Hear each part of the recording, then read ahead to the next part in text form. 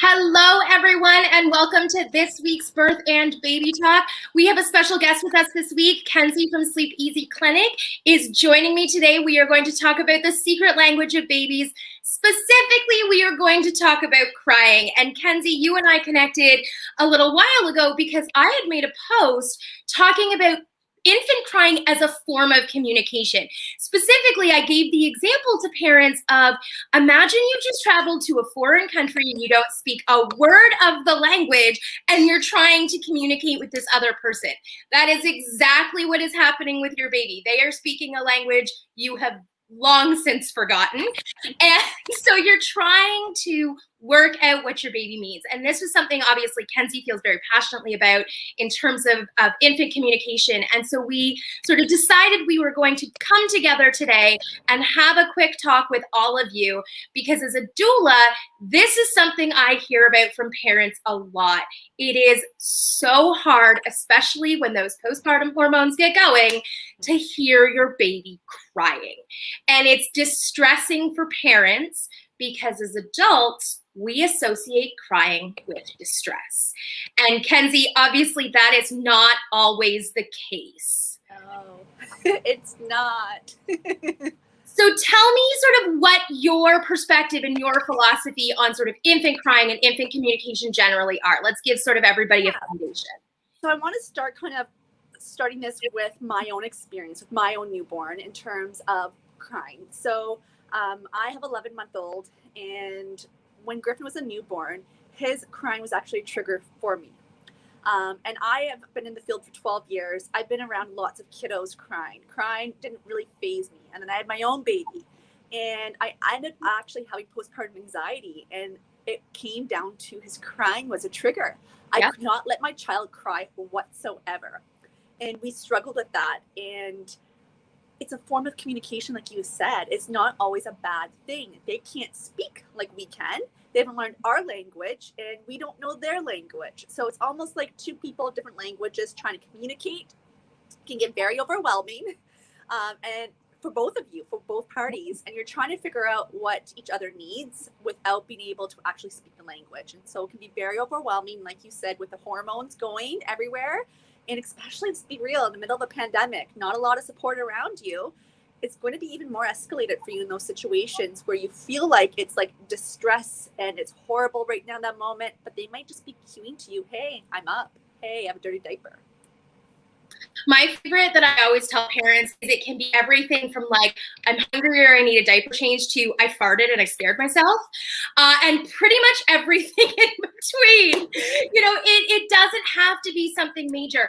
But you made a really good point there that I want to come back to really quickly, in that this can often become a trigger for parents. And we have seen, and we've talked to other experts on this show, there has been a dramatic increase in the rates of postpartum mood disorders since the start of the pandemic. Not only are new parents sort of missing some of the support that they would have received previous to, in the before times, but in addition to that, you know, we don't, parent groups, library, all of those things. You can't compare your child. Not that I want people comparing their kids, but there's a certain amount of like, oh, my kid doesn't actually cry that much more than all of the other kids at playgroup. So this isn't, you know, like out of the realm of normal. When you don't have those benchmarks because you literally have not seen other people in months, you know, it's really hard to gauge where your child is at. And when you have a postpartum mood disorder, it's really easy to extrapolate from, I don't know if this is normal, to it's not. Yes. And that escalation can happen really quickly. And then anxiety gets a hold of it. And then it becomes a problem. And all it is a baby talking to you. Right. So you've now taken, you know, just a really bad communication experience into, because nobody speaks the same language, not because you're a bad communicator, but, and you've escalated it to the realm of something is wrong with my baby, something is wrong with my parenting. We hear that one a lot. Does my baby like me? I hear that one sometimes from new parents, especially if you've got, you know, a couple of weeks ago, for folks who follow us along, Meaghan talked about high needs babies. So babies that are just fussy generally, they exist. high needs adults exist too, just saying. It can be really easy to extrapolate to the realm of my baby doesn't like me, I'm doing something wrong, there's a problem with my baby.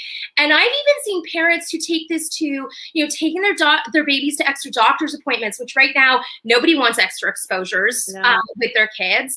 And so, and then if they don't do that, then they stay home and they worry about it for months and months and months. We want to avoid that. Yes.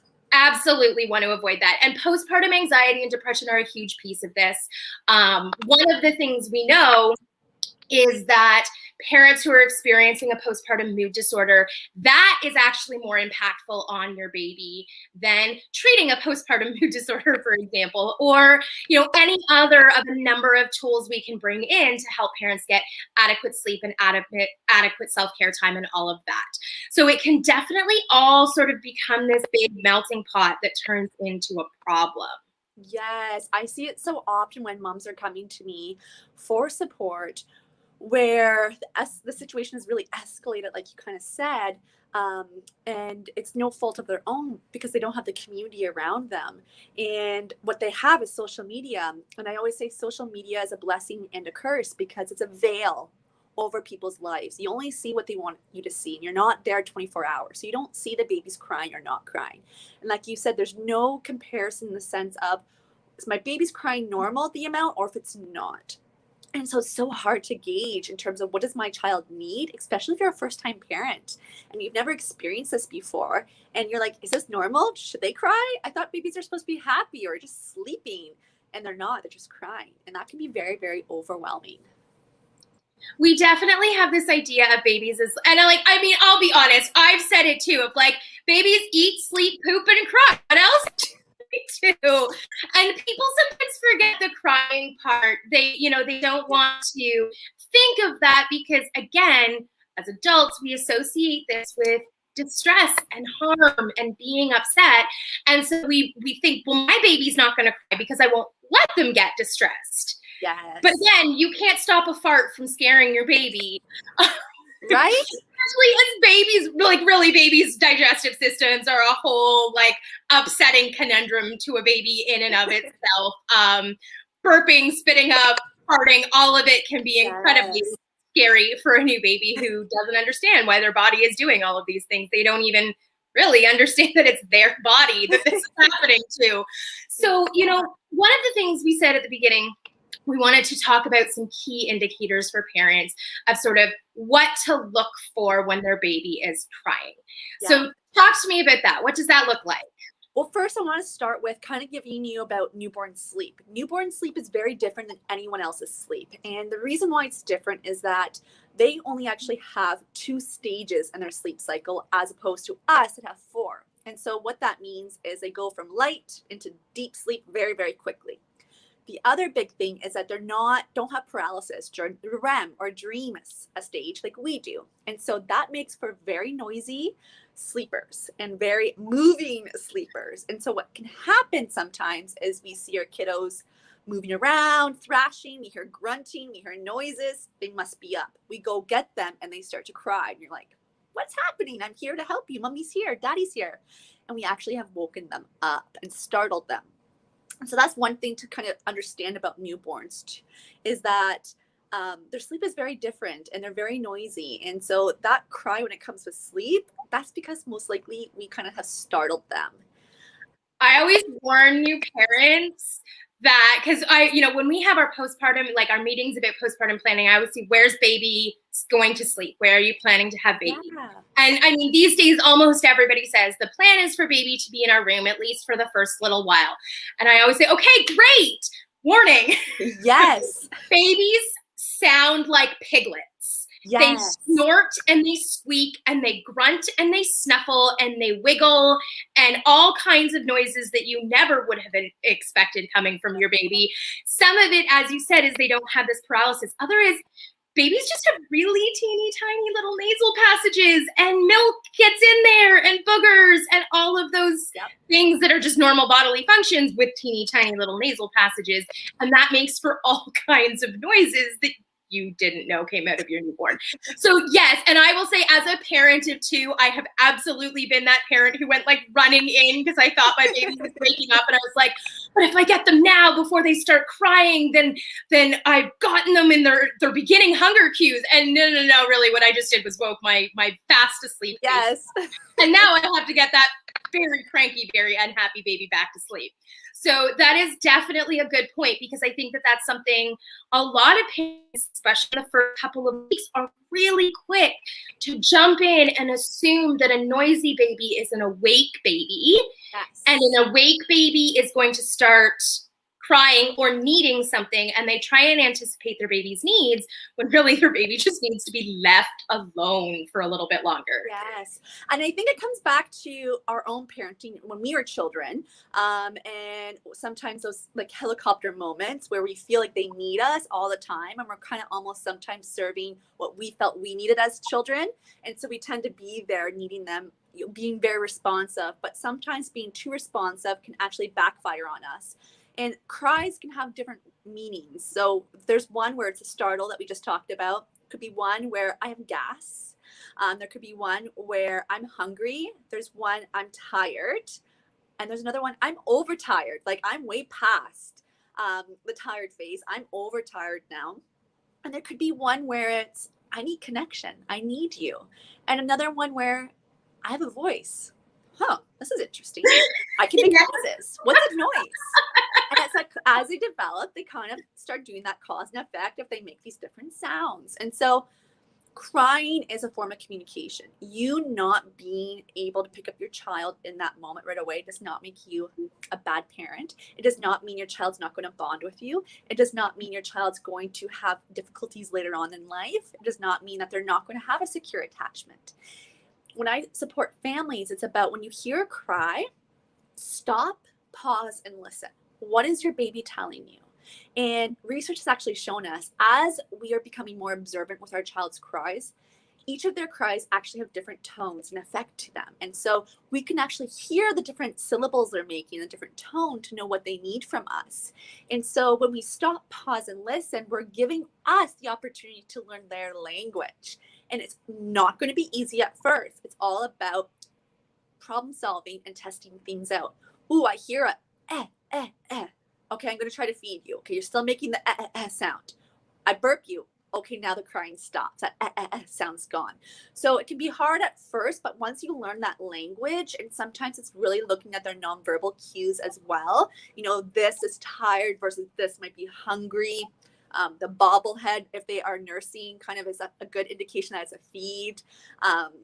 Versus, you know, if they're kind of moving around and they're very rigid and they're crying, that could be gas. And so it's looking and listening at the same time. And by pausing, you're actually giving yourself a moment to stop and breathe. Because if you go in there, guns a-blazing, and making it seem like there's a fire, right? They're going to think, whoa, something's wrong. This is not a safe space for me. I shouldn't be in here. Crying's not good, right? Or it could be also, whoa, mom is stressed or dad's stressed, and they feel that energy from you and they take that on. And then now it's a power struggle of anxiety of you go up, they go up, you go up. And it's just basically a game of who can go higher anxiety level, because you're both feeding off of one another. And so my big thing is just to stop, pause, and listen. And I love that, because especially in regards to this idea of attachment, I'm sure you've been in the field for 12 years. I've been in it for 8. And before that, I was in sort of early childhood education. So this idea of attachment parenting is a big one and has been. And I'm sure you see the consequences of that philosophy as often as we do, which is this idea parents have taken on that if they don't fulfill a really rigid set of parenting ideals, that they will somehow damage either their baby themselves or their attachment and their relationship and bond with their baby. And I mean, we've both been doing this a long time. I am sure you have the same feelings I do. It's a whole lot of bunk. I mean, that is one you can toss the entire bath along with the bath water out. Just keep the baby here. You know, crying is communication. It's also a natural human response to stimuli. Like, we all cry. I cry. I'm sure you cry. We cry at sad events. We cry because we stubbed our toe on a way too regular basis. When we're happy. We cry because we're happy. We cry because we watched a really sappy romantic comedy. Yeah. We cried because our kid graduated kindergarten, you know, or we're packing away like the newborn sized clothes. That was always like, when my kids went up to the next size, I always had a good cry fest because I packed everything away. There are so many reasons for human beings to cry, and at their core, babies are human beings. They're just really small ones. Yes. So they're going to respond to stimuli, and they don't have the same kind of responses to stimuli that adults do. Parents, you'll notice in the beginning, your baby doesn't really smile socially. So if you smile at them, they're not smiling back. They don't understand that as an exchange until they're closer to like 8 to 12 weeks, when they start to get a little bit more object permanence and that sort of thing, where things exist when it is no longer in their sight. And for the record, that does include you as their parent. Yes. You cease to exist the moment you are out of their sight. They remember boobs. That's about it. They don't really remember people because their brains are just not capable of it. They don't have those neural connections that have occurred at that stage of development. And so parents, as you watch your child grow and meet some of those developmental milestones, you're going to see some changes in the way they communicate. You'll start to hear more of these tones. Sometimes I find the first 6 weeks, it can be really hard to interpret those tones. After about 6 weeks, babies start to get a little bit more sort of clear in what they're communicating to us. And to be fair, in the first 6 weeks, they don't really understand what's happening. No. It was just yesterday they were getting 24-hour room service delivered directly to their bellies, and it was warm and dark and comfy, and now it's just loud and cold and bright, and they have to work for their food. And so they're not really clear about what they want or what they need, and that's cool. But after that, we start to see, as you said, there's those tones, and the is often when we hear either for gas and reflux or for feeding. One trick I like to tell parents that they don't always know: fists. Your baby's fist is a huge indicator of so much. Hungry babies have a closed fist. Yes. Full babies are all sort of like relaxed hands, and they're very sort of loosey-goosey, but those hands are really good. When they're up by their face, it's either tired or often hungry. When they're curling in on each other and everything is really tight, as you said, that's often an indication of gas. So this is where body language is a really big factor in all of this. But over time, you learn your baby and you learn your baby's cues. And I mean, you have an 11-month-old, so you've definitely seen that progression where you go, I mean, mine are older than that, so it's been a long time since I had to deal with this part. But and of course, just for the record, as soon as you figure out what your baby is trying to communicate, it changes. That's really, really common. But you will figure it out. And each change, you figure it out faster because you've got that basis. You already know their language. And for parents who have older babies, you'll see this in a different way later on when they start talking. You will understand their babble when other people don't. And, the words that kids mangle that are so adorable. I mean, my youngest said slawberry instead of strawberry, probably till he was 5. And we still call them slawberries because it just became a family thing. But, someone else might not have understood what a slawberry was. We 100% knew. We knew what he was talking about. We knew what he was demanding. And I do say demanding. So, we were able to interpret crying is the same thing, just the previous stage. Exactly. I love that. And it's so important to remember about that kind of attachment. Attachment is not a moment that you all of a sudden have a bond with your child. It's not a singular memory. It is across time. It's across multiple events, multiple memories, multiple times of you being there and providing for them. So if you're not able to be there when they're crying, that does not signal that you will not have a secure attachment. It does not signal that your baby will not form a bond with you or love you or think any different of you. They see you as security, comfort, and love and food provider. And so that will continue on across time. So really, if you're thinking and you hear your baby cry and you're like, I need to be there, just stop and breathe and take that moment to really assess what we've been talking about in terms of what they really need. And that can give you time to go get the bottle or go get a diaper or go and nurse, right? You can be more prepared and actually support them faster versus you going in there being all stressed, trying to figure out this, that, and everything else and kind of throwing everything at them and escalating the situation. So allowing yourself that pause will be very beneficial for you and for them. And, sorry, I just want to say one more point. Yeah. It's very different too in your child crying in your arms versus crying on their own. Yes. Very different as well, because I know some parents will be like, they need to be with me, or I can't just let them be on their own. There's a very different thing when it comes to attachment and your baby crying on their own for long periods of time versus being in your arms and you holding them crying. That's been one of my biggest pet peeves for years, I have to admit, is this idea that if your baby cries on their own for even a brief period of time, you're basically raising a psychopath. Yeah. Which is just, and I always tell people, I'm like, you have to understand that the information that is based on, the data that is based on, is actually comparing North American children to children who were raised in Eastern European orphanages in the 80s and 90s who literally were touched maybe half an hour to an hour every 24-hour period. So no North American parent is parenting like that, even if your baby cries for 10 or 15 minutes by themselves in a crib, for example, during an extinction sleep training plan. Or if you're in a shower. Or you're in a shower. Or eat. Or honestly, moms and dads and parents out there, if your baby is crying and you are losing your shit, you put your baby down in a safe place and you walk away. They are safe. They are secure. They'll be fine. Yeah. Mom. I call them adult timeouts. My favorite, I love to actually take a shower in that moment because the act of showering itself is a form of caring for my body, caring for myself, and the sound of the water drowned out my baby crying. Yes. Yeah. And sometimes you need to walk away, and it's okay. There's nothing wrong with walking away. They're not going to go back to that memory like that one time my mom walked away when I needed her in that moment.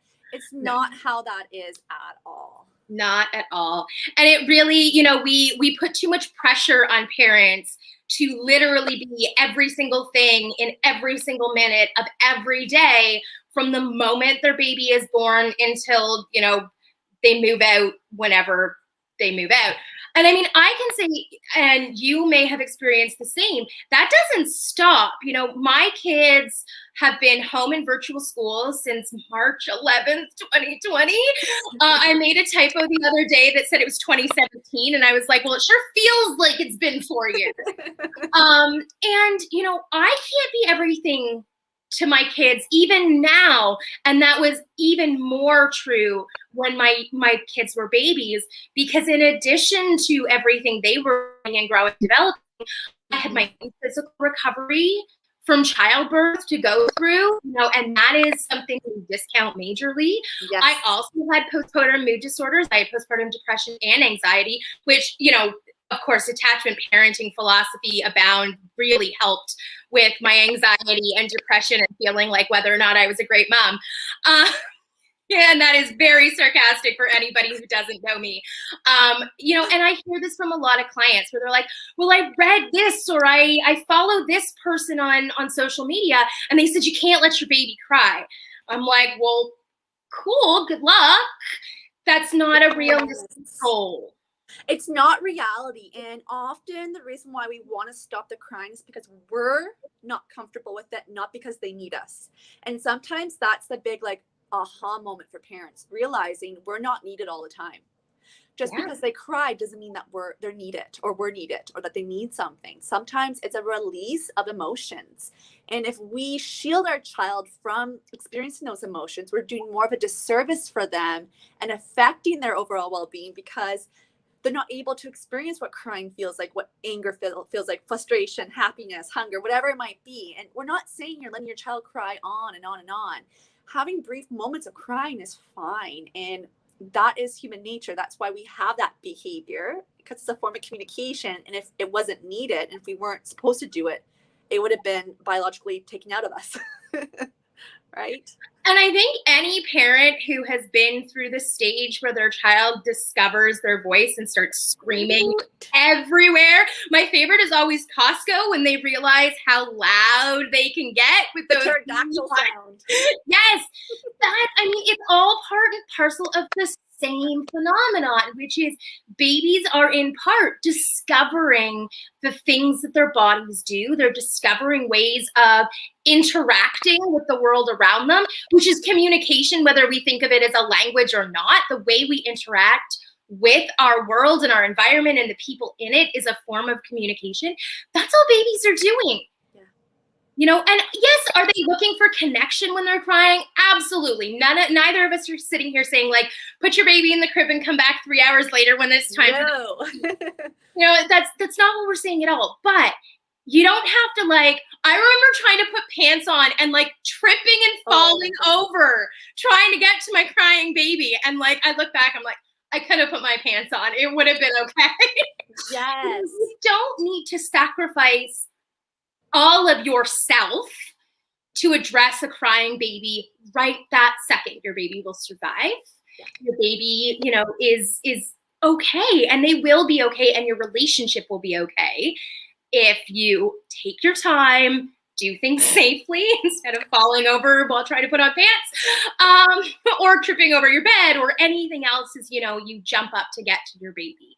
And I think that a big piece of that we see is sometimes, and you may know this as well, different professionals involved in a family's life sometimes are working at cross purposes. And I often describe the doula as the spider in the middle of the web, trying to help parents sort out all of the different pieces of advice that are coming their way. Because a sleep and an infant expert is saying crying is normal. It's developmentally appropriate. It's a form of communication. And then your lactation consultant is saying, well, crying because they're hungry is the final hunger cue, and you've missed your window if you let your baby get to that point. Well, those are two very conflicting pieces of advice. And as parents, you sit there and you go, who do I listen to? The reality is you're going to listen to whichever professional resonates with your sort of personal philosophy around parenting and your baby and all of that. But the purpose of today, and what Kenzie and I really wanted to emphasize, was there is no perfection. There is no ideal. There is no gold standard. Every baby has a different sort of level of natural crying, a level of natural sort of fuss and communication and interaction. And you as their parents will figure that out, and you will learn and grow with your baby to understand that a little bit better. And then your baby's going to start talking, and you're going to wonder if they're going to ever stop talking. We've heard about Minecraft 24 hours a day for the last couple of weeks. But, it's each stage of child development is a different way that they're communicating. And in the beginning, in that first year especially, their main form of communication is tears. Yes. Absolutely. Well, Kenzie, it was so great to have you here. This was fantastic. We loved chatting with you. For anyone who has not signed up for our newsletter, you want to make sure you do that. We are going to make sure that the link is down below. Also, if you are watching this on YouTube, I think we keep forgetting to say this, but please remember to like and subscribe to our videos so that you can continue to get access to all of this content. We definitely have a phenomenal lineup of professionals coming throughout the rest of the summer and into the fall that we are so excited about. And we want to make sure you don't miss that. Make sure you're following all of our accounts on social media. Kenzie is at sleep.easy.clinic on Instagram, and I can't remember Facebook. Yeah, Sleep Easy Clinic. Perfect. And then also at Family Doulas of Ottawa, at Toronto_family_doulas and Hamilton_family_doulas, as well as Birth and Baby Talk. Make sure you're following all of those, and you subscribe to our newsletter. We have some great discounts and such coming up as well. And we will see everybody next week when Leanne is here to talk about gestational diabetes. Thanks, everybody, and have a great week.